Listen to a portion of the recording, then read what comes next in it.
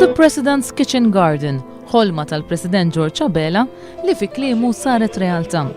Huwa ġnien li nbena fi żmien l-Ordni ta' San Ġwan fis-seklu 18 biex iservi bħala l-post għad kabbir ta' xejjex meħtieġa t-tisjir.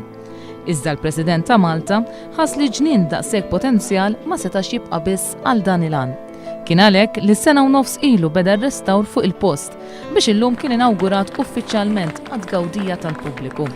Dan il-ġnien ser ikun aċċessibbli għal kulħadd bħala għodda oħra għall-edukazzjoni tat-tfal u post ta' rikreazzjoni għal familji Maltin.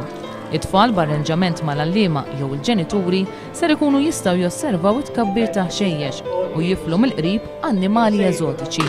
L-allima jistgħu wkoll jagħtu lezzjonijiet lill-istudenti tal-primarja jew sekondarja fl-orfarjen fil-ġnien fejn il-lezzjoni tkun ibbażata fuq tagħlim prattiku aktar milli dak teoretiku.